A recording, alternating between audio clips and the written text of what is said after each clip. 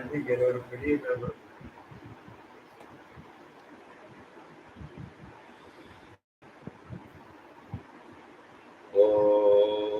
ஸ்ரீ குருப்யோ நமஹ. ஹரி ஓம். शुक्लां वरदनं विष्णुं शशिवर्णं चतुर्भुजं प्रसन्नवदनं ध्यायेत् सर्वविघ्नोपशान्तये.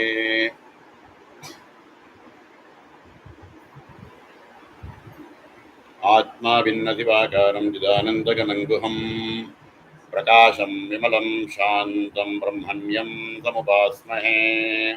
शान्तविमलप्रकाश आत्मगुगचिदानन्दमण्डिता प्रकाशानन्दमिथुनासा कुलश्रेणी सदा जयति. सद्गुरुचरणारविन्दाभ्यां नमः.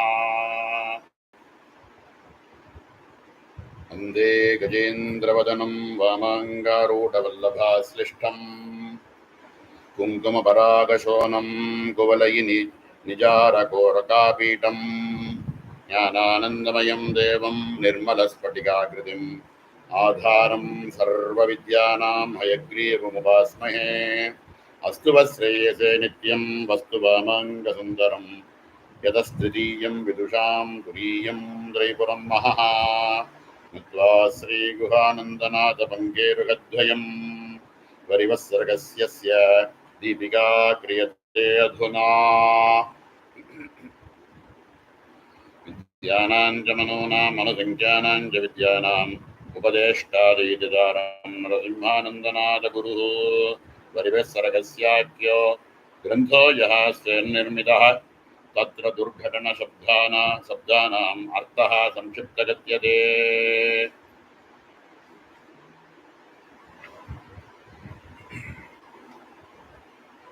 குருவனுடைய பரம கிருபையில வரிவஸ்யா ரகசியத்தினுடைய உபோத்காதம்னு சொல்லலாம். பூர்வாங்கமாக இருக்கக்கூடிய ஒரு சில ஸ்லோகங்களை பார்த்துன்னு வந்துட்டு இருக்கோம். அதுல காயத்ரியினுடைய 2 விதமான ரூபங்களை பத்தி பார்த்தோம். ஒன்று ஸ்பஷ்டமான ரூபம், ஒன்று அஸ்பஷ்டமான ரூபம். ரகசியமான விஷயங்களா இருக்கிறதுனால சங்கேதமாக தான் வேதமே சொல்றது அப்படிங்கிற வரைக்கும் போன அவகாசத்துல பார்த்தோம். இந்த சங்கேத சப்தைஹி ஸ்ரீவித்யாயா வேத வியவஹாரஹ அப்படின்னு ஒரு அதுக்கு ஒரு உபோத்காதம், இந்த ஸ்லோகத்துக்கான ஒரு உபோத்காதம் 8வது ஸ்லோகத்துக்கு ஒரு உபோத்காதம் ஒன்று கொடுத்திருந்தார். அதுல காதி வித்யை தான் இதுல இருக்கக்கூடியதுல ரொம்ப சிரேஷ்டதமம் அப்படிங்கிறதையும்,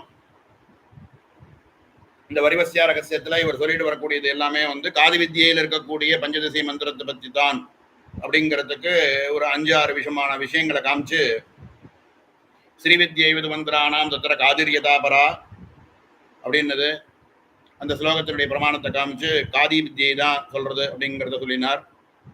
2வதா சொன்னது எதக்ஷரீக மாத்திரேபி சம்சித்தே ஸ்பர்ததே நரஹ எது ஏகாதசமாதாரம் பீஜம் கோணத்ரியோத்பவம் அப்படின்னு சொல்லக்கூடிய ஸ்லோகங்கள் எல்லாமே காதி வித்யினுடைய சமாச்சாரமா இருக்கு அப்படிங்கிறத சொன்னார். மகா ஷோடசி வித்யைகள்னு எடுத்துட்டோம்னா எல்லா விதமான ஷோடசி வித்யைகளிலும் காதி வித்யையே பிரதானமாக இருக்கு அப்படிங்கிறதுனாலையும் காதி வித்யை சொன்னார். காயத்ரியினுடைய மந்திரங்கள் எல்லாம் 4 விதமான 4 பாதத்தையும் அன்வயப்படுத்துறதுக்கு காதி வித்யை மந்திரம் தான் ரொம்ப அனுகூலமா இருக்குங்கிறதையும் காதி வித்யினுடைய பிரதானமா சொன்னார். சத்வார ஈம் பிப்ரதி க்ஷமயந்தக அப்படின்னு சொல்லி வேத பிரமாணமா இருக்கக்கூடிய கிரந்தத்தையும் எடுத்து காமிச்சு 4 விதமான ஈம்காரம் இருக்கக்கூடிய மந்திரமானது முதல் கோட்டத்துல 3வது அக்ஷரமாகவும் ஒரு ஹிருலேகையிலும் ஈகாரமாகவும் இருக்கு அப்படின்னு சொல்லி 4 ஹிருலேகை இருக்கு, ஈகாரம் இருக்கு அப்படிங்கிறத காமிச்சு சத்வார ஈம் பிப்ரதி க்ஷமயந்தகான்னு சொல்லியிருக்கக்கூடிய ரிக்கிலையும் 4 விதமான ஈம்காரமானது பரமசிரேயச கொடுக்கும்னு வேதம் சொல்லியிருக்கே, அது இந்த மந்திரத்தை தான் அப்படிங்கிறதையும் சொன்னார். இப்படியெல்லாம் சொல்லிட்டு சங்கேதமா இருக்கக்கூடிய காமோ யோனி காமகலா வஜ்ரபாணிர் குஹாகசா மாதரிஸ்வா பிரமிந்திரஹ புனர்குஹா சகலா மாயாஜ புரூச்சியேஷா விஸ்வமாஜாதி வித்யா அப்படின்னு சொல்லக்கூடிய திரிபுரோபனிஷத்துல இருக்கக்கூடிய ஒரு மந்திரத்தை எடுத்து காமிச்சு அதுல ஒரு பதத்தையும் சொல்லி காமஹான்னா ககாரம், யோனிஹி அப்படின்னா ஏகாரம் அப்படின்னு சங்கேதமாக இந்த மந்திரமானது அதுக்குள்ளேயே இருக்கு அப்படின்றத காமிச்சார். பஞ்சதசி மந்திரமானது ரொம்ப ரகசியதமமான ஒரு மந்திரமாக இருக்கிறதுனால வேதம் கூட ஸ்பஷ்டமா சொல்றது இல்லை, இதை ரகசியமாத்தான் சொல்றது அப்படின்னு சொல்லி போன அவகாசத்துல பூர்த்தி பண்ணோம். இப்போ வேதத்திலே சொல்லியிருக்கக்கூடிய மந்திரமே சங்கேதமா இது மாதிரி இருக்குன்றத சொல்லிட்டு அதுக்கு மேல இவராவே வரிவரிசையில இன்னும் ஒரு 3 ஸ்லோகத்தை சொல்லி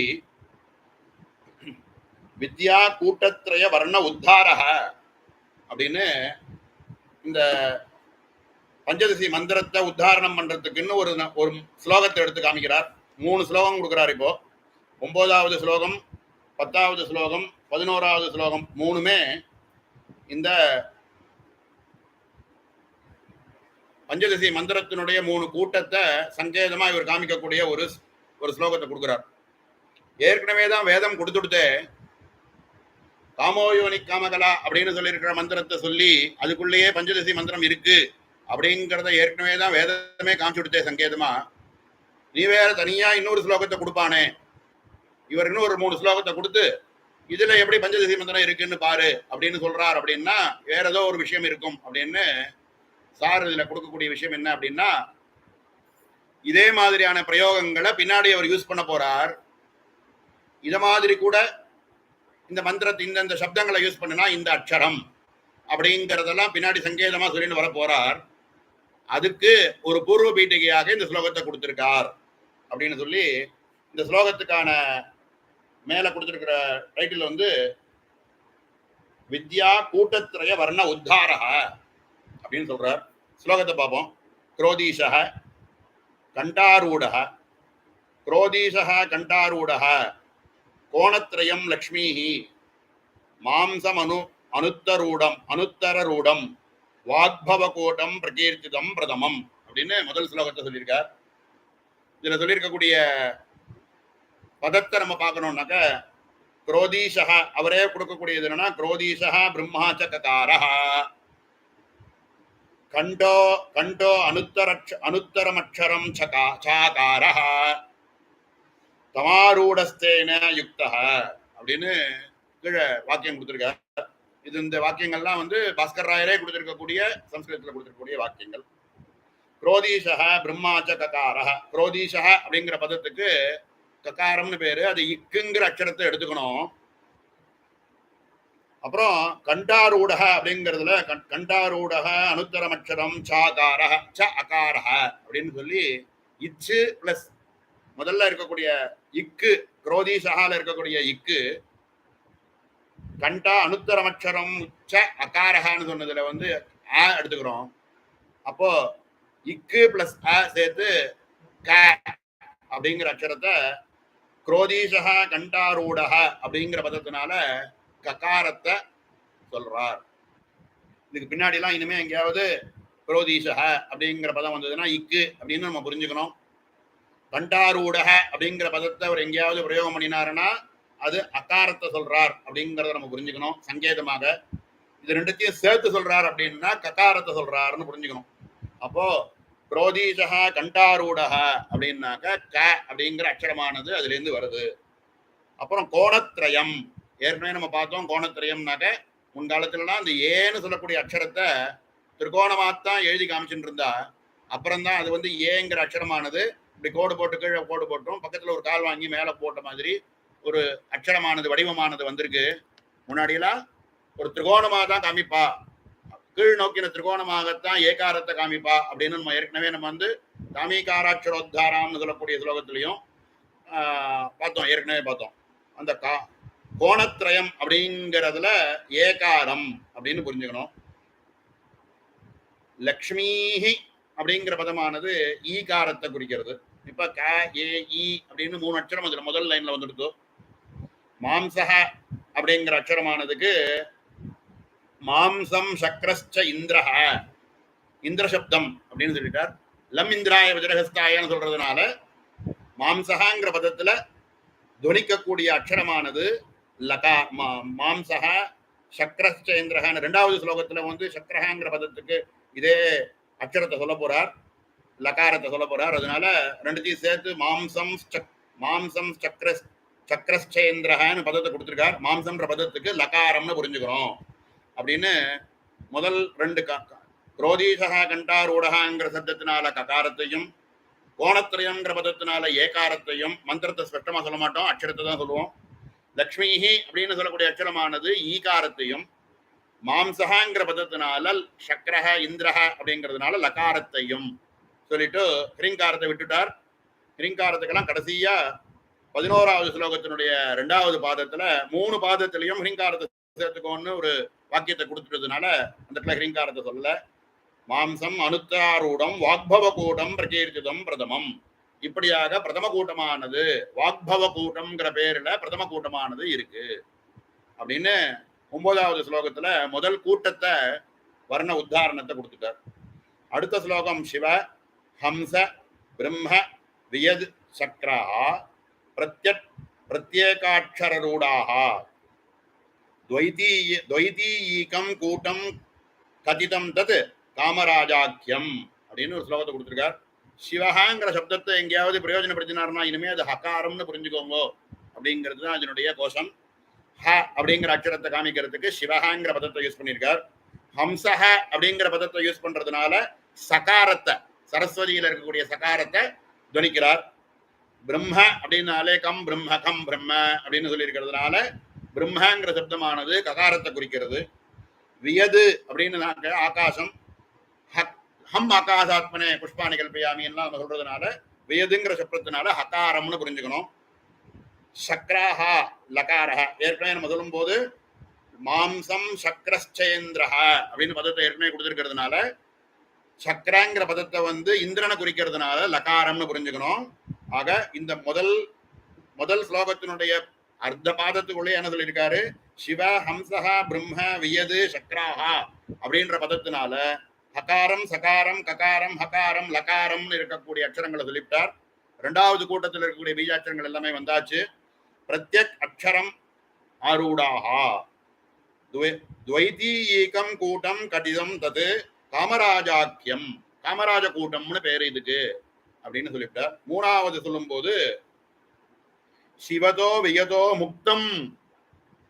2வது கூட்டத்துல சொல்லியிருக்கக்கூடிய பதங்கள் என்னென்ன யூஸ் பண்ணியிருக்காரோ அதுல சிவஹ சிவதோ வியதோ முக்தம்னு சொல்லியிருக்காரு. சிவங்கிற பதத்துக்கு நம்ம ஏற்கனவே என்ன அக்ஷரத்தை பார்த்தோம், ஹகாரம்னு பார்த்தோம். சிவன்ற பதம் எங்கேயாவது சொன்னாருன்னா ஹகாரம்னு புரிஞ்சுக்கோங்கன்னு சொன்னோம். இப்ப அதே மாதிரி வியதஹ, வியதான்ற சப்தமானது ஆகாசத்தை குறிக்கிறது. ஹம் ஆகாசாத்மனே அப்படின்னு பார்த்தோம், அதனால அதுவும் ஹகாரம்னு பார்த்தோம்.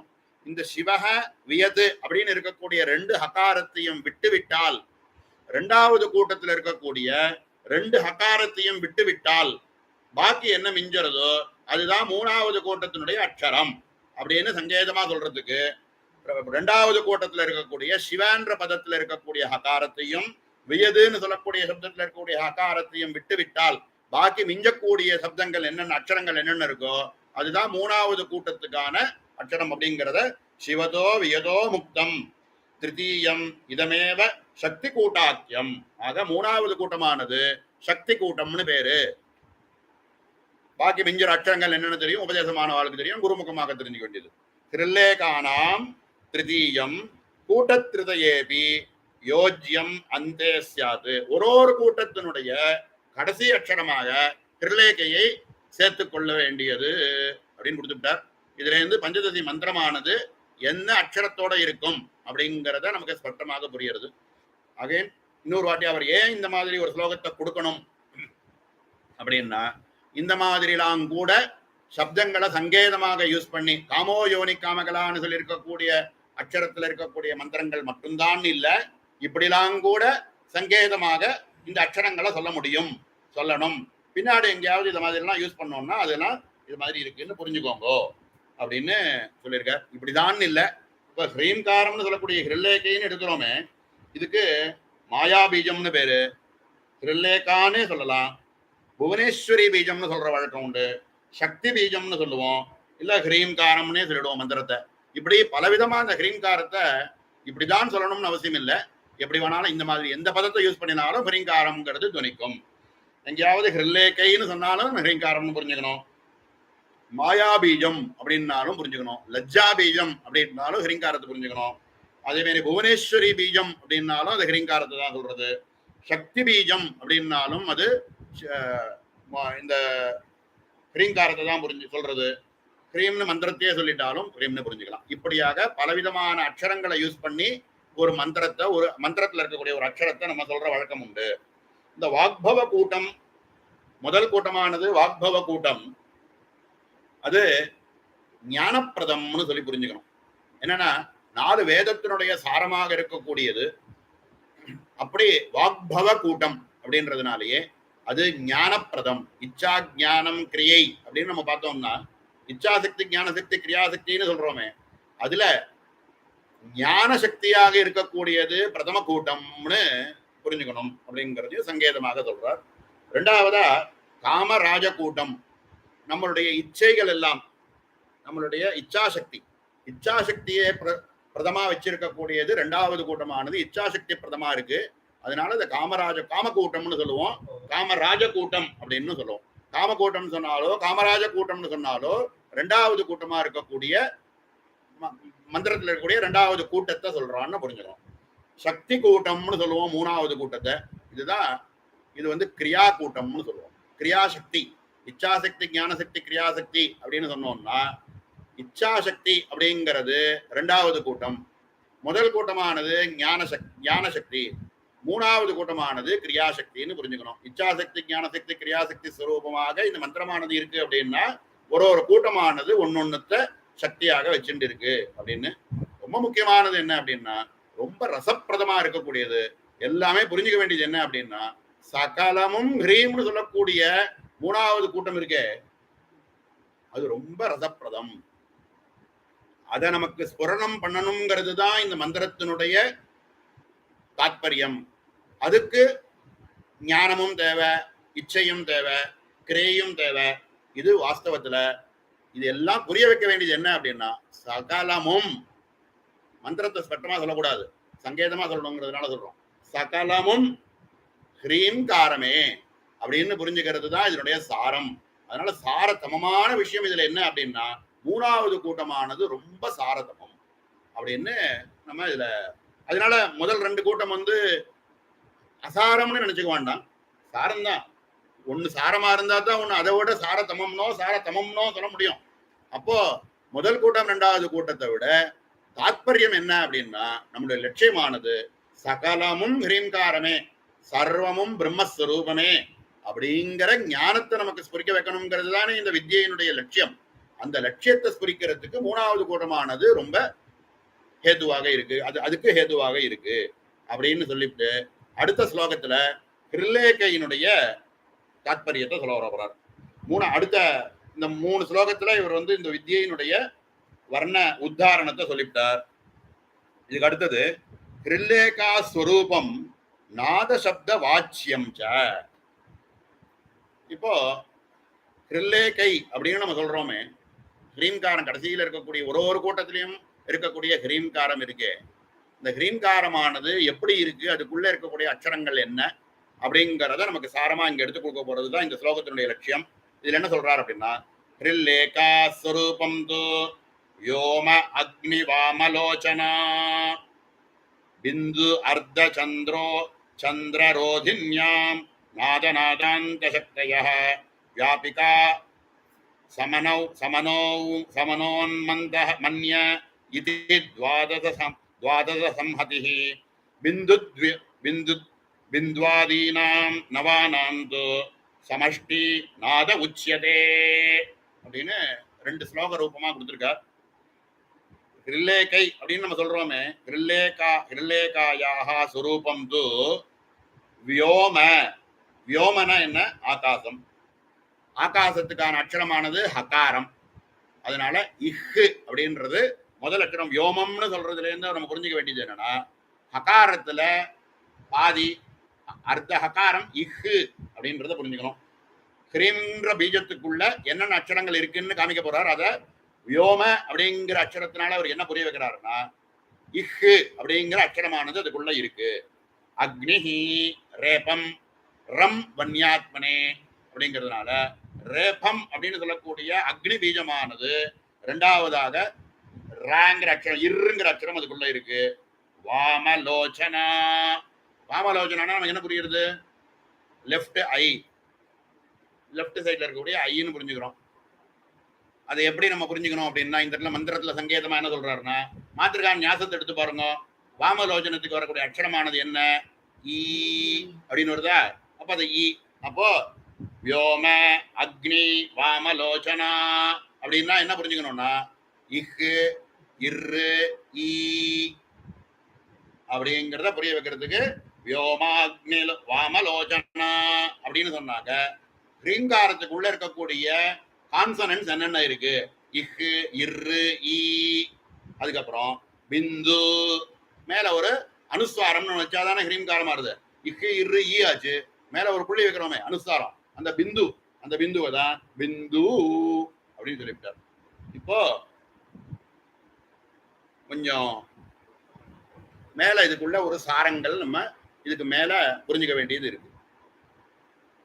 ஹ்ரீம்னு சொல்றோமே, ஒரு அக்ஷரத்தை சொல்லி உச்சாரணம் பண்றோமே, அதுல அந்த இம்னு சொல்லக்கூடியத நாதம்னு சொல்றோம்.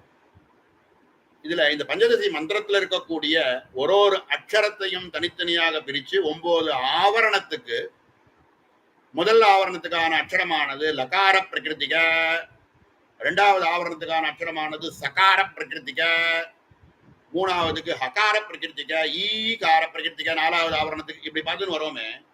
அப்படி வரும்போது 8வது ஆவரணத்துக்கு வரும்போது நம்ம என்ன சொல்றோம்னா நாத பிரகிருதிக, நாதம் அப்படின்னு ஒரு பதத்தை யூஸ் பண்றோம். நாதம்ங்கிறது எங்க இருக்கு?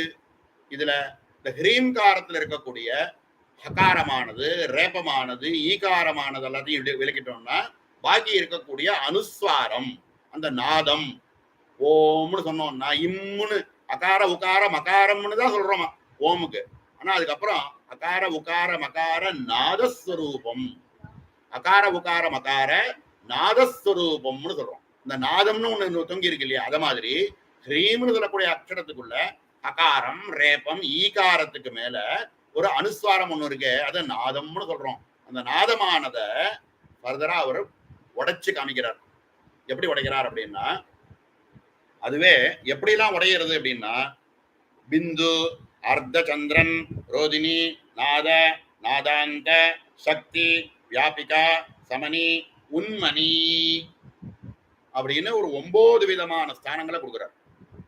இப்போ ஹ்ரீம் அப்படின்னு சொல்லி பூர்த்தி பண்றோம்.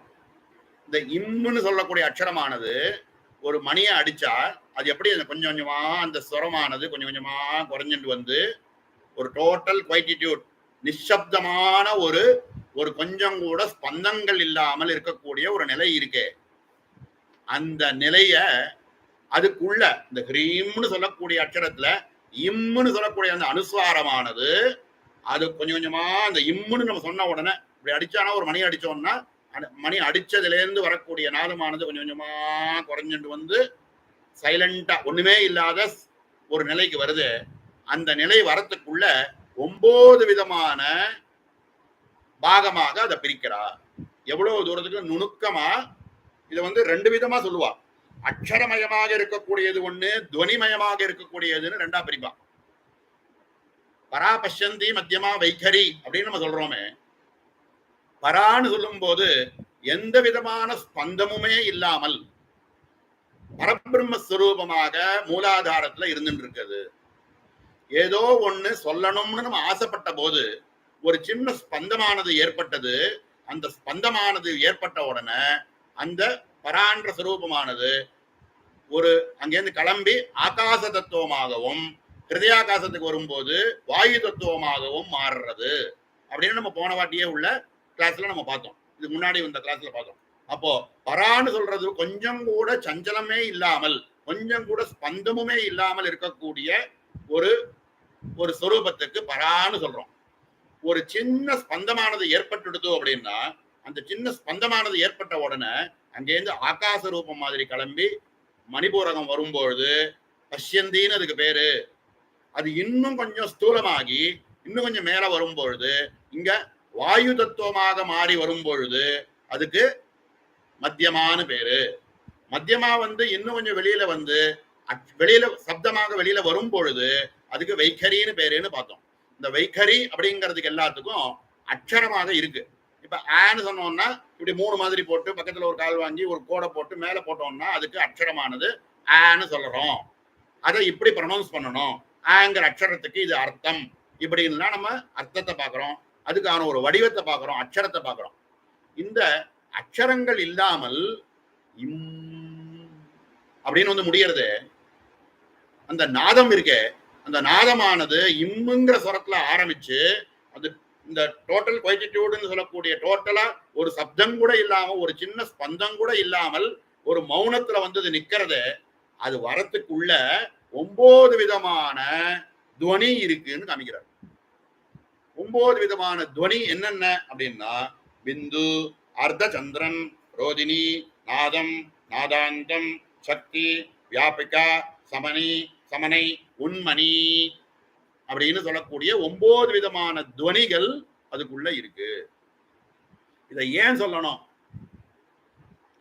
அப்படின்னா இதுக்கு மந்திரத்தை ஜபம் பண்ணும்போது இந்த ஹ்ரீங்காரத்தினுடைய கடைசி கூட்டத்தினுடைய ஹ்ரீங்காரத்தை உச்சாரணம் பண்ணும் பொழுது கொஞ்சம் தீர்க்கமாக சொல்லணும்னு பின்னாடி சொல்ல போறார்.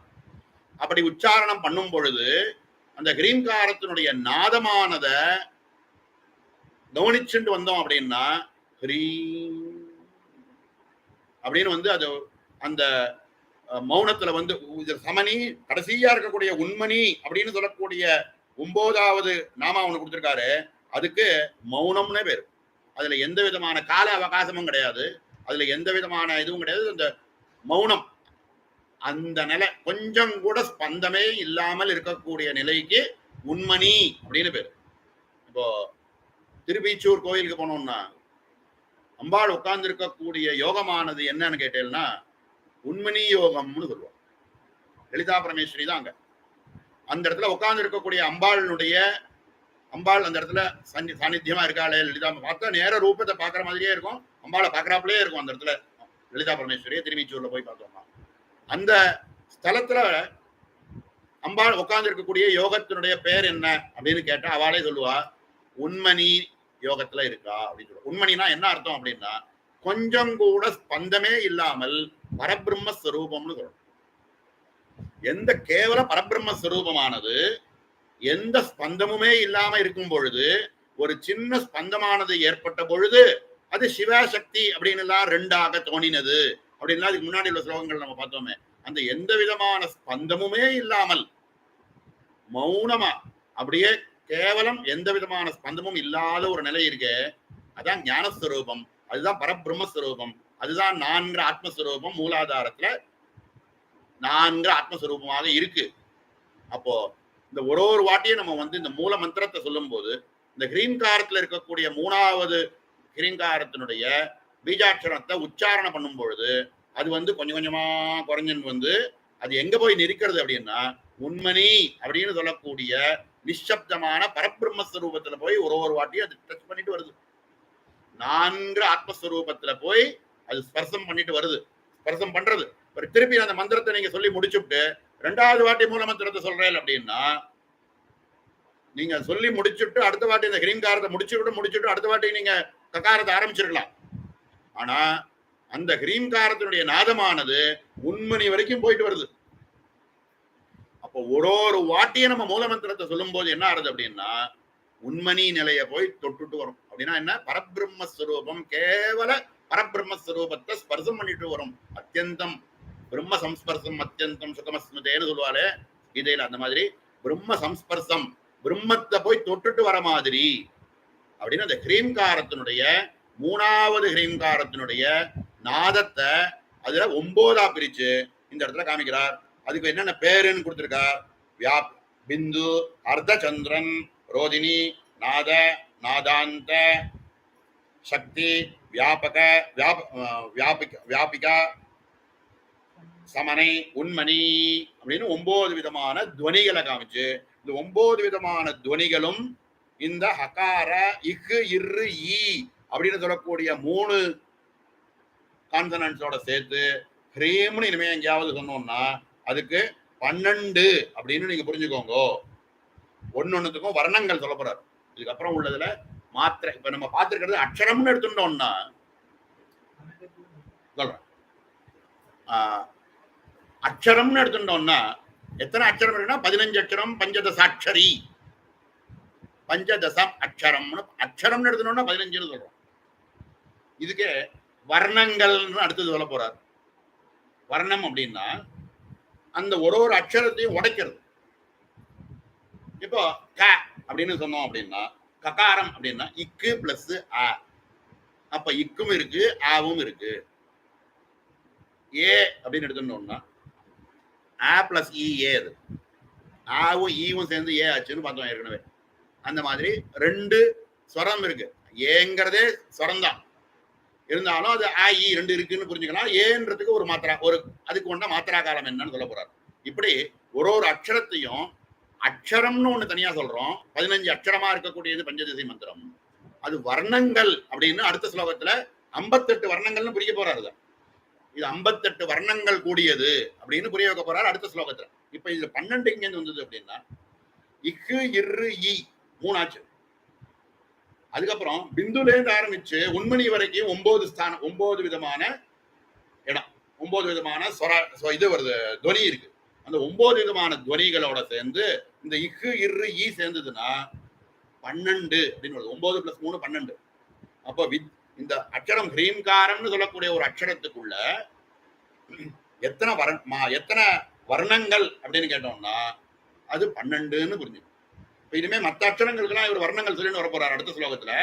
ஆனா ஹ்ரீம்காரம்னாலே 12 நம்ம கணக்கு பண்ணிடணும்.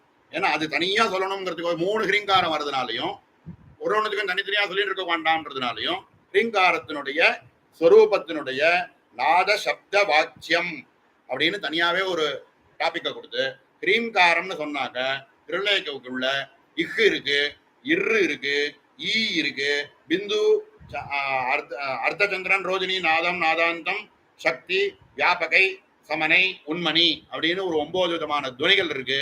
இந்த 9 இந்த 3 சேர்த்து 12 விதமான வர்ணங்கள் இதுக்குள்ள இருக்கு அப்படின்னு புரிஞ்சுக்கோங்க. இந்த பிந்துல இருந்து ஆரம்பிச்சு உண்மணி வரைக்கும் இருக்கக்கூடிய இந்த 9க்கும் கலெக்டிவா ஏதாவது ஒரு பேர் சொல்லுங்க அப்படின்னா அத நாத அப்படின்னு நாதம்னு சொல்லுவோம். அப்ப அதனாலதான் இந்த 8வது ஆவரணத்துல இருக்கக்கூடிய அக்ஷரத்துக்கு ஒன்னொன்னுக்கும் ஒன்னொன்னு சொல்லி வந்துட்டு இதுல நாதன்னு சொல்றோம் அப்படின்னா என்ன அர்த்தம் அப்படின்னா அதுக்குள்ள 9 விதமான துவனி அதுக்குள்ள இருக்கு அப்படின்றத புரிஞ்சுக்கிறது தான் இந்த 8வது ஆவரணத்துல நாதன்ற பதத்தை யூஸ் பண்ணிருக்காங்க. அப்ப நாதம் அப்படின்னு கலெக்டிவா சொன்னா என்ன அர்த்தம் அப்படின்னா இந்த 9 விதமான துவனிகளும் சேர்ந்ததுக்கு நாதம்னு பேரு அப்படின்னு புரிஞ்சுக்கணும். அதுதான் இந்த இடத்துல கிரில்லேகாயாஹ ஸ்வரூபம் து व्योम वामाग्नि लोचना बिंदु अर्धचंद्र रोदिन्यो नादनादान्त शक्तयः व्यापिका समनोन्मन्य इति द्वादश संहतिः बिंद्वादीनां नवानां तो समष्टिः नाद उच्यते. பிந்துலேந்து ஆரம்பிச்சு உண்மணி வரைக்கும் இருக்கக்கூடிய 9க்கும் சமஷ்டியாக நாதம்னு பேரு. வியாபிகா சமனா மன்ய இது துவாதச சம்பதி இப்படியாக 12ஆக பிரிகிறது. இக்கு இரு ஈ பிளஸ் இந்த 9 சேர்ந்தாக 12ஆக துவாதச சம்பதி. பிந்துவாதீனாம் நவானாம் து பிந்துலேருந்து ஆரம்பிச்சு சமனி உண்மணி வரைக்கும் இருக்கக்கூடிய 9க்கும் சேர்த்து சமஷ்டியாக நாதம்னு பேரு அப்படின்னு சொல்லக்கூடிய ஒரு ஸ்லோகமாக இந்த இடத்துல கிரில்லேகாயினுடைய சுரூபத்தை சொல்லி பூர்த்தி பண்ணார். இதுக்கு அடுத்ததாக இருக்கக்கூடியது இதுல நம்ம முக்கியமா இல்ல பாவமாக நம்ம புரிஞ்சு பண்ண வேண்டியது என்ன அப்படின்னா முதல் கூட்டமானது ஞான சக்தியாக இருக்கக்கூடிய ஒரு பிரதம கூட்டம். 2வது கூட்டமானது காமராஜ கூட்டமா இருக்கக்கூடியது இச்சாப்பிரதமாக இருக்கக்கூடியது. 3வதா இருக்கக்கூடியது சக்தி கூட்டமாக இருக்கக்கூடியது கிரியாப்பிரதமாக இருக்கிறது. இந்த கிரியாப்பிரதமாக இருக்கக்கூடியதுன்னா என்ன அர்த்தம் அப்படின்னா கிரியைகள் எல்லாம் அடங்கி நிற்கக்கூடிய ஒரு நிலையத்தான் கிரியான்னு சொல்றா, கிரியாசக்தின்னு சொல்றா. அப்போ இது செய்யணும் அது செய்யணும் இதை போய் அடையணும் அப்படின்னு எந்த விதமான ஒரு எண்ணமும் இல்லாமல் அவைகள் எல்லாமே அடங்கி போய் அது ஒண்ணுமே இல்லாத ஒரு பரபிரம ஒரு கொஞ்சம் கூட ஸ்பந்தமே இல்லாம இருக்கக்கூடிய ஒரு நிலையில இது கொண்டு வந்து விடுறது அப்படின்னா என்ன அர்த்தம்னா பரபிரம்ம ஸ்வரூபமாக நம்மள எந்த கொஞ்சம் கூட ஸ்பந்தம் இல்லாத ஒரு நிலையில உண்மணி நிலையில கொண்டு வந்து நம்மளை விடுறது அப்படிங்கிறத புரிஞ்சுக்கிறதுக்கு தான் இந்த ஸ்லோகத்தை பத்தி சொல்லியிருக்காரு. ரொம்ப ரகசியமான விஷயங்கள் குருமுகமாக தான் தெரிஞ்சுக்கணும்னு ஸ்பெசிஃபிக்கா இதெல்லாம் ஸ்பெசிஃபிக்கா சொல்லியிருக்கார். இருந்தாலும் டாபிக் ஓபன் பண்ணி பேசுறோங்கும் போது சொல்லி ஆகணுங்கிற ஒரு நிர்பந்தத்தினால சொன்னோம். இந்த விஷயங்கள் ரொம்ப ரகசியமானவை. இதனால எப்படி நமக்கு இது மோட்சைக ஹேது வித்யா அப்படின்னு சொல்றோமே, எப்படி இதை போய் மோட்சைக்கு இது இந்த அக்ஷரங்கள் தானே இதெல்லாம் சிவ ராம அப்படின்லாம் நம்ம சொல்லக்கூடிய அக்ஷரங்கள் மாதிரி உள்ள ஒரு அக்ஷரங்கள் தானே இதுவும். இது எப்படி மோட்சத்தை கொடுக்கும் அப்படின்னு கேட்டா, இதுல சொல்லியிருக்கக்கூடிய பாவார்த்தங்கள் தான் நமக்கு மோட்சத்தை கொடுக்க போறது. அப்ப என்ன சொல்லணும், இந்த கிரீம்காரத்துல இருக்கக்கூடிய அந்த நாதமானது கொஞ்சம் கொஞ்சமா 9 விதமான துணிகள்ல குறைஞ்சுட்டே வந்து அது உண்மணின்னு சொல்லக்கூடிய நிலையில கொண்டு வந்து விடும் பொழுது, உண்மணிங்கிற நிலை வேற ஒண்ணுமே இல்லை, அது கேவல பரபிரம்மஸ்வரூபமே. அதுல அது நான்கிற ஆத்மவஸ்து கொஞ்சம் கூட ஸ்பந்தமே இல்லாத இருக்கக்கூடிய ஒரு நிலை அப்படின்னு நமக்கு காமிக்கிறத சங்கேதமா இந்த இடத்துல காமிச்சிருக்கார். அந்த நிலையில நமக்கு கொண்டு போய் விடுறதுனால இது மோட்சைக்க ஹேது வித்யா அப்படின்னு புரிஞ்சுக்கணும். சத்வார ஈம்னு சொல்லி இருக்கக்கூடிய மந்திரங்கள்லயும் இந்த ஈம்காரத்துல இந்த மாதிரி பிரிச்சு ரிலே கையில இருக்கக்கூடிய 3 ஈங்காரத்தையும் முதல் கூட்டத்தில் இருக்கக்கூடிய 3வது அக்ஷரமா இருக்கக்கூடிய ஈங்காரத்தையும் சேர்த்து இந்த மந்திரமானது சத்வாரயீம்னு சொல்லி சத்வாரயீம் விப்ரதீட்சேம எந்தா ரொம்ப பரமக்ஷேமத்தை கொடுக்கக்கூடியது.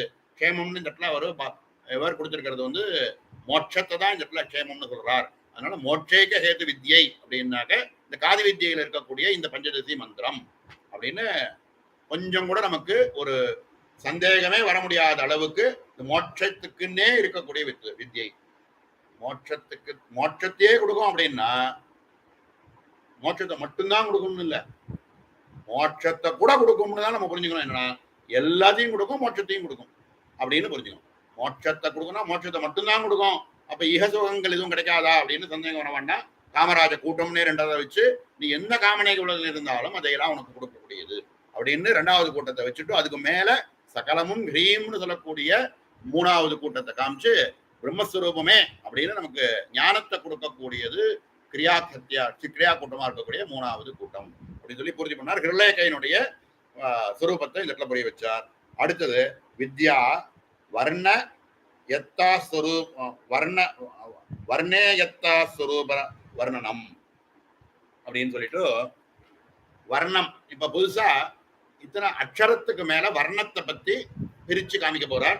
ஒரு கூட்டத்தில் இருக்கக்கூடிய ஒரு விஷயத்துக்கும் எத்தனை அக்ஷரங்கள் எத்தனை அக்ஷரங்கள் இருந்ததுன்னா அதுக்கு எத்தனை வர்ணங்கள்னு புரிஞ்சுக்கணும். உயிரெழுத்துக்களோட மெய்யெழுத்து சேர்ந்து இருக்கக்கூடிய வர்ணங்களாக இருந்ததுன்னா அவைகளுக்கெல்லாம் 2 வர்ணம்னு புரிஞ்சுக்கோன்னு சொல்றாரு. 2 எப்படி உயிரெழுத்தோட இருக்கக்கூடிய வர்ணம் அப்படின்னா க அப்படின்னு சொன்னோம்னா இக்கு பிளஸ் அ, இக்கு பிளஸ் அ அப்படின்னா அது 2ன்னு எடுத்துக்கோ. அதே மாதிரி சொராட்சரங்கள் எங்கேயாவது வந்தது ஏ இ இப்படிலாம் ஆ இ ஊ ரு லு ஏ ஐ லு விட்டுருங்க. மந்திரசாஸ்திரங்கள லு உண்டு. ஆ இ ஊ ரு லு ஏ ஐ ஓ ஓ அம்மஹ அப்படின்னு இருக்கக்கூடிய சொராட்சரங்கள் எங்கேயாவது வந்ததுன்னா அதுக்கு 1 வர்ணம்னு எடுத்துக்கோ. அ அப்படின்னா 1 வர்ணம், ஏ அப்படின்னா 1 வர்ணம், இ அப்படின்னா 1 வர்ணம். இது மாதிரி அச்செழுத்துக்கள் வந்ததுன்னா 1 வர்ணம்னு எடுத்துக்கோ. க ல இப்படிலாம் வந்தது அப்படின்னா அது 2 வர்ணம். ஏன்னா இக்கு பிளஸ் அ. அப்புறம் ல அப்படின்னு எடுத்தோம்னா இல்லு பிளஸ் அ அப்படின்னு எடுத்தோம்னா அது 2 அப்படின்னு எடுத்துக்கணும். அப்படி பார்த்தோம் அப்படின்னா முதல் கூட்டத்தில் இருக்கக்கூடிய அக்ஷரங்கள் எடுத்துட்டோம் அப்படின்னா இங்கதான் அதான் சொல்ல வர்றார். பிரதமே அஷ்டாதச வர்ணா. முதல் கூட்டத்துல 18 வர்ணங்கள் இருக்கு. எப்படி 18 வர்ணங்கள் வந்தது அப்படிங்கறத நம்ம கவுண்ட் பண்ணி பார்த்துக்கணும். முதல்ல இருக்கக்கூடிய அக்ஷரமானது ககாரம் அப்படின்னா இக்கு பிளஸ் அ அதனால 2. அப்புறம் 2வது அக்ஷரமானது சொராட்சரம் அதனால 1.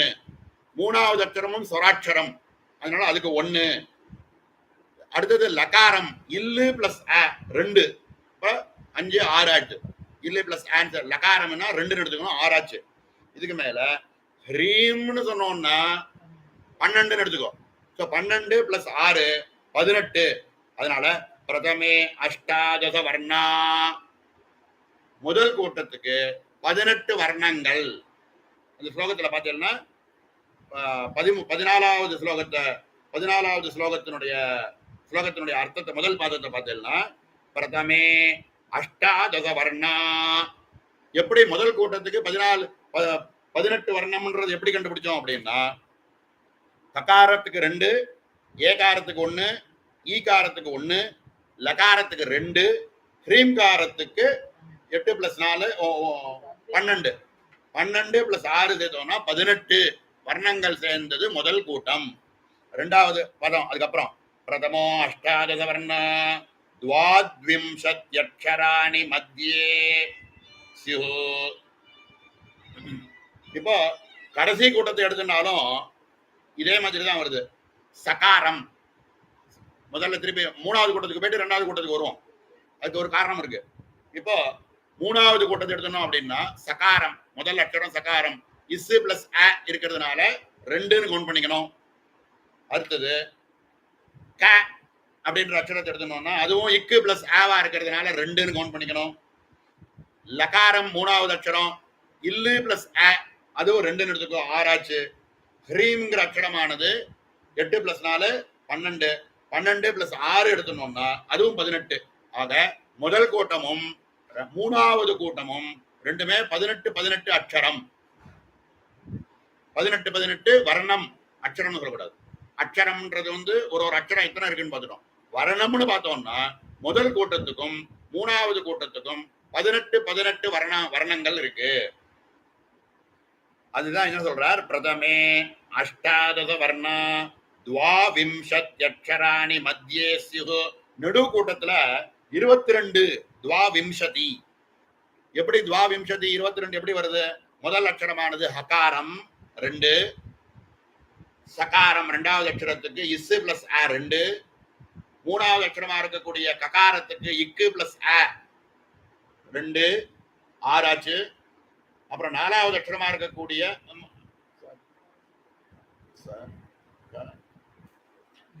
அப்புறம் ஹ்ரீம்காரம்னு எடுத்துட்டோம்னாக்க அது ஒரு 2, அதுக்கப்புறம் லகாரம் ஒரு 2, அப்புறம் ஹ்ரீம்காரம் 12. எல்லாத்தையும் கூட்டினோம்னா 10 + 12 22 வர்ணங்கள். 2வது கூட்டத்துக்கு 22 வர்ணங்கள். 3வது கூட்டத்துக்கு பிரதமேன துல்லியம். பிரதமேன துல்லியம்னு சொல்லிவிட்டார். முதல் கூட்டத்துல எப்படி சொல்லியிருக்கோ அதே மாதிரி அப்படின்னு சொன்னதுனால முதல் கூட்டத்துக்கு 18 அப்படின்னு கணக்கு கொடுத்ததுனால இந்த 3வது கூட்டத்துக்கும் 18 அப்படின்னு ஆயிடுது. துல்லியம் சங்காதேனாஷ்ட பச்சாத். இப்படின்னு இந்த ஒரு வர்ணங்கள் எத்தனை வர்ணங்கள் இருக்கு அப்படின்னு கணக்கு பண்ணி மொத்தம் இவை 3 கூட்டத்தையும் சேர்த்து பார்த்தோம்னா 58 வர்ணங்கள் கூடினது இந்த சுத்த பஞ்சதசி மந்திரம். எதுக்கு வர்ணங்கள்லாம் தெரிஞ்சு என்னவா பண்ண போற? மந்திர ஜபம் பண்ணா போறாதா அப்படின்னா அக்ஷரங்கள் எத்தனை இருக்குன்னு தெரியணும். இது ஒரு டீப் ஸ்டடி. இது இந்த வர்ணங்கள்னால என்ன, வர்ணங்கள் எத்தனை இருக்குன்னு தெரிஞ்சின்றதுனால வரக்கூடிய பலன்கள் என்ன. சாதாரணமா ஒரு பஞ்சாங்கம்னு எடுத்துட்டாலே திதி வாரம் நட்சத்திரம் யோகம் கரணம்னு சொன்னோம்னா இன்னைக்கு என்ன திதி அப்படின்னு தெரிஞ்சுட்டா அதுக்கு என்ன பலன், இன்னைக்கு என்ன வாரம்னு தெரிஞ்சுட்டா அதுக்கு என்ன பலன், யோகத்துக்கு என்ன பலன், கரணத்துக்கு என்ன பலன், ஒன்னொன்னுத்துக்கும் பலன் சொல்ற மாதிரி எத்தனை அக்ஷரம் இது இருக்குன்னு தெரிஞ்சுக்கிறதுனால ஒரு சில பலன்கள் ஆகும். வர்ணங்கள் எத்தனை அப்படின்னு தெரிஞ்சுக்கிறதுனால ஒரு சில பலன்கள் இருக்கிறதாக சொல்றார். அதாவது அதுல டீப்பா நம்ம உள்ள இறங்குறோம் அப்படிங்கும் போது அதை பத்தி எல்லா விஷயமும் அனலைஸ் பண்ணி நம்ம புரிஞ்சுக்கிறது ஒரு கிரிட்டிக்கல் அனாலிசிஸ், அந்த மந்திரத்தினுடைய கிரிட்டிக்கல் அனாலிசிஸ். அப்படி பண்ணும்போது இதுல எத்தனை வர்ணங்கள் இருக்கு அப்படின்னா டக்குன்னு நமக்கு 58 வர்ணங்கள் இருக்குன்னு சொல்ல தெரியணும். முதல் கூட்டம்னா 18 வர்ணங்கள் இருக்கு.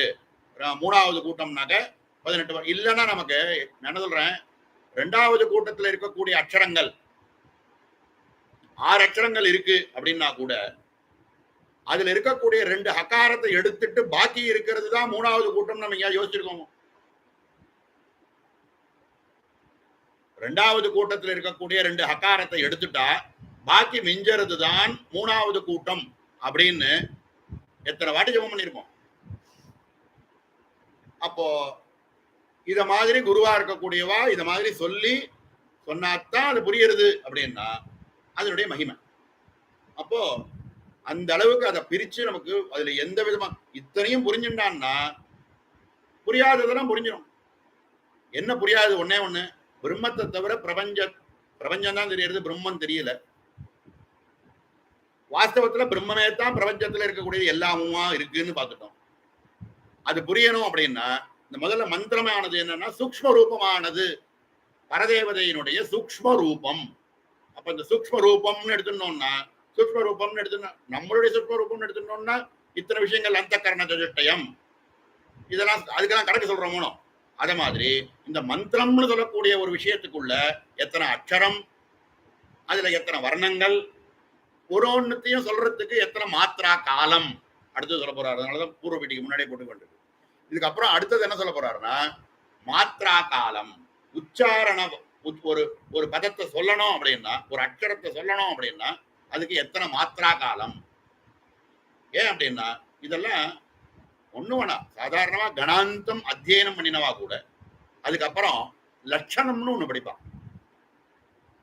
லட்சணம்னு எடுத்துட்டேன்னா ஒரு வேதத்துல வரக்கூடிய ஒரு பதத்துல இருக்கக்கூடிய ஒரு அக்ஷரத்தையும் எடுத்துட்டு அந்த அக்ஷரத்தினுடைய வர்ணம் என்ன, அந்த வர்ணமானது இது லட்சணம்னு கணாந்தம் அத்தியனம் பண்ணினவாகுது. அதுக்கு மேல லட்சணம் படிக்கிறதுன்னு ஒரு விவகாரம், ஒரு படிப்பு.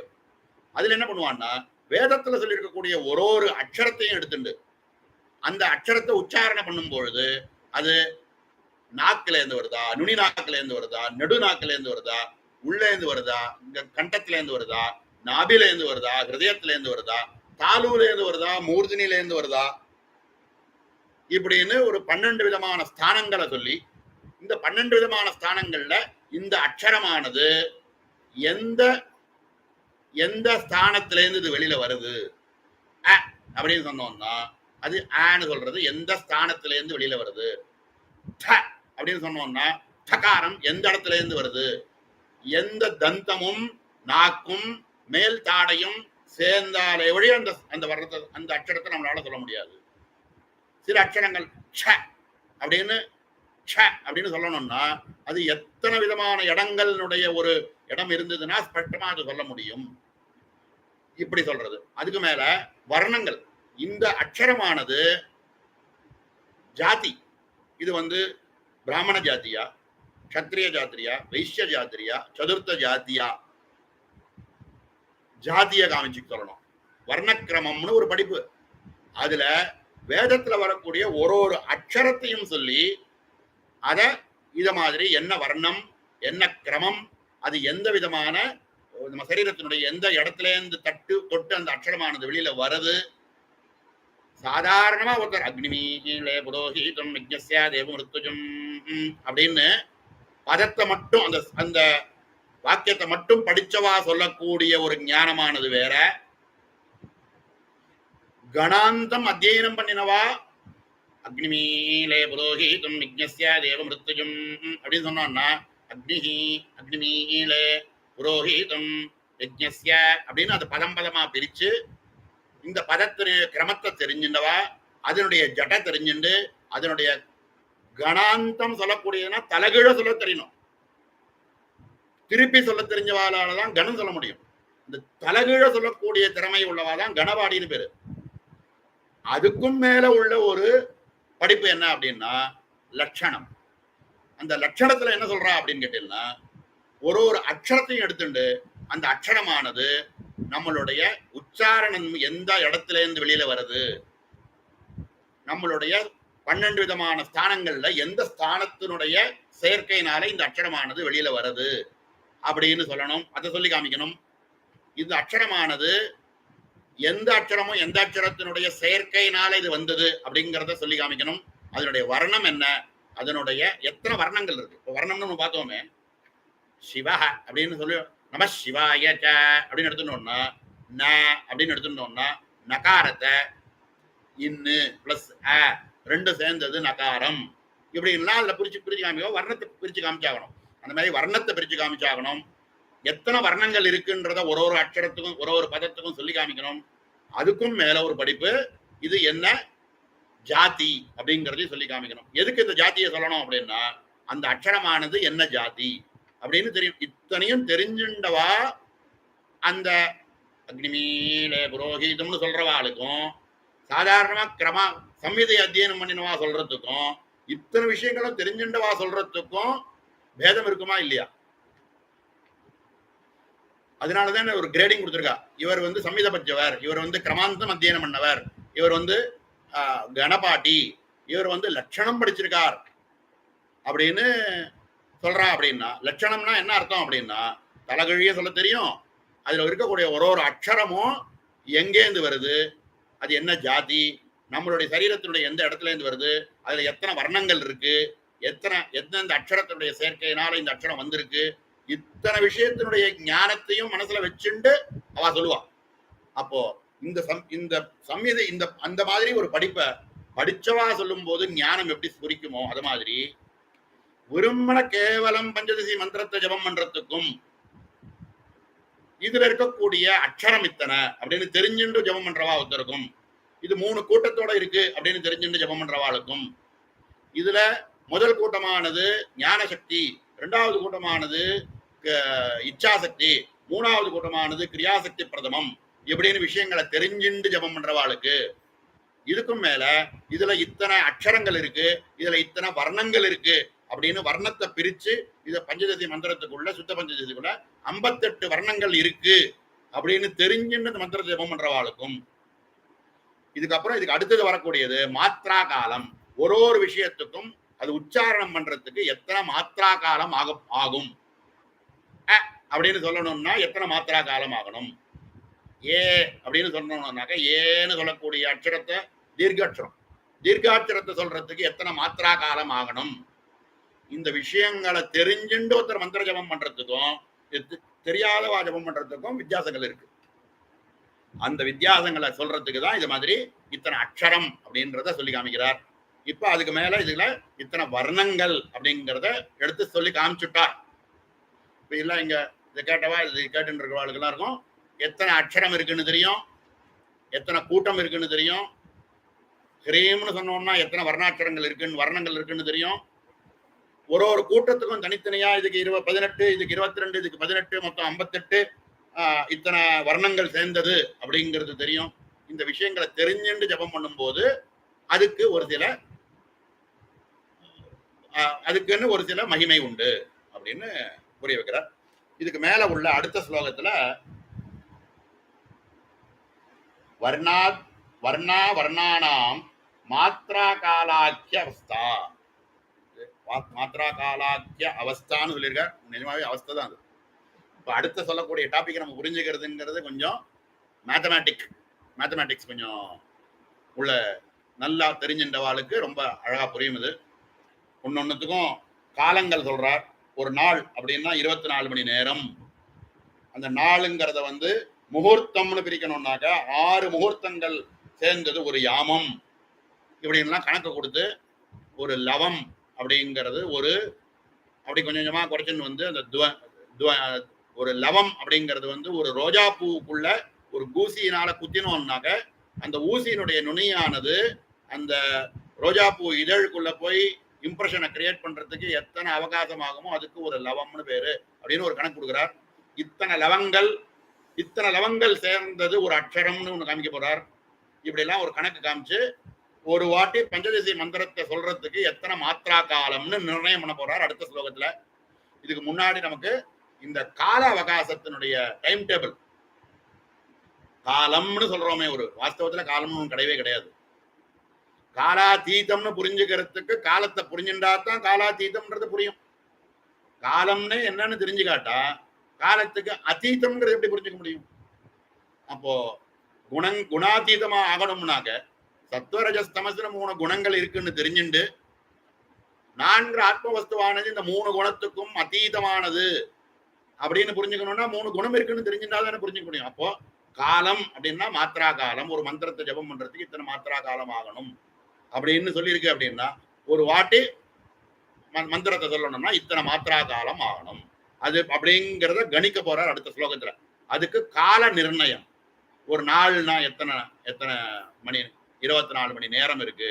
அதை யாமம்னாக்கா எத்தனை யாமம் சேர்ந்தது ஒரு நாள். ஒரு யாமம்ங்கிறது எத்தனை முகூர்த்தம், அப்புறம் ஒரு வினாடி அப்படின்னு சொல்றோம்னா அது என்னது, அப்புறம் லகு வினாடினா என்னது, காஷ்டா அப்படின்னா என்னது, க்ஷணம் அப்படின்னா அதை இன்னும் ஃபர்தரா குறைச்சு ஒரு க்ஷணம்ன்றது எப்படி, நிமிஷம் உண்மையாக நிமிஷோத்பன்னு சொல்ற நிமிஷம்னு சொல்லக்கூடிய நிமிஷம்னா நம்ம இங்கிலீஷ்ல சொல்லக்கூடிய மினிட் கிடையாது.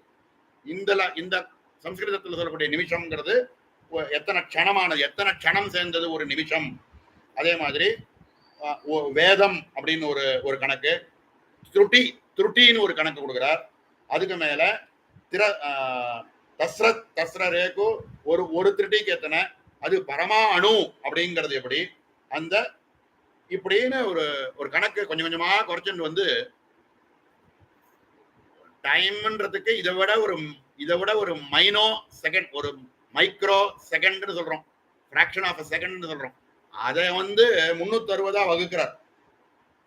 ஒரு பிராக்ஷன் ஆஃப் செகண்ட 360 1000 வகுத்தாது எப்படியோ அந்த கால பிரமாணத்தை காமிச்சு அதுக்கும் அதை விட சூக்ஷ்மமானது அனோரணீயான் மகதோ மகியான்னு சொல்றோம்னா இதை விட குறைச்சலாக இதை விட குறைக்கவே முடியாதுங்கிற அளவுக்கு அந்த காலத்தை குறைச்சு அந்த ரூபமாகவும் அம்பாள் தான் இருக்காள் அப்படின்னு காமிக்கிறதுக்கோசரம் காலத்தை நிர்ணயம் பண்ணி காமிச்சுட்டு ஒரு வாட்டி இந்த பஞ்சதசி மந்திரத்தை நம்ம உச்சாரணம் பண்றதுக்கு எத்தனை கால அவகாசம் ஆகணும் அப்படின்னு மாத்திரா காலத்தை அடுத்த ஸ்லோகத்துல நிர்ணயம் பண்ண போறார்.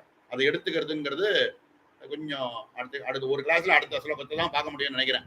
ஏன்னா அது கொஞ்சம் மேக்ஸ் வேற இன்வால்வ்டு, அதையும் புரிஞ்சுண்டு மேல போகணும் அப்படின்னா அது கொஞ்சம் டைம் ஆகுங்கிறதுனால இன்னொரு 4 நிமிஷம் தான் இருக்கிறதுனால அதுக்குள்ள அந்த ஸ்லோகத்தை எடுத்தா நம்மளால முடிக்க முடியாதுங்கிறதுனால இதோட இந்த ஸ்லோகத்தை பூர்த்தி பண்ணிப்போம். அடுத்த அவகாசத்துல அந்த டேபிளை கொஞ்சம் முதல்ல சொல்லிட்டு அதுக்கு மேல ஒரு மாத்திரா காலம், ஒரு மாத்திரா காலம்னா என்ன, ஒரு அக்ஷரத்தையும் சொல்றதுக்கு எத்தனை மாத்திரா காலம் ஆகணும், மொத்தமாக இந்த பஞ்சதசி மந்திரத்தை சொல்றதுக்கு எத்தனை மாத்திரா காலத்துல சொல்ல முடியும் அப்படிங்கிற கால நிர்ணயத்தை சொல்லி எல்லாம் சொல்லி இதனுடைய பர்பஸ் என்ன அப்படின்னா காலாதீதமாக இருக்கக்கூடிய ஆத்மஸ்வரூபத்தை பரதேவதையை புரிஞ்சுக்கிறதுக்கு இதெல்லாம் இருக்குன்னு தெரிஞ்சுக்கணும் அப்படிங்கிறது தான் அதனுடைய லட்சியம். அதை அடுத்த அவகாசத்துல மேல பார்ப்போம். ஓம் சகனா பவது சகனோ புனக்து சகவீர்யங்கரவாவஹை தேஜஸ்வினாவதீதமஸ்து மா வித்விஷாவஹை. ஓம் சாந்தி சாந்தி சாந்தி. பூர்ணமதః பூர்ணமிதம் பூர்ணாத் பூர்ணமுதச்யதே பூர்ணஸ்ய பூர்ணமாதாய பூர்ணமேவாவசிஷ்யதே. ஓம் சாந்தி சாந்தி சாந்தி. ஹரி ஓம்.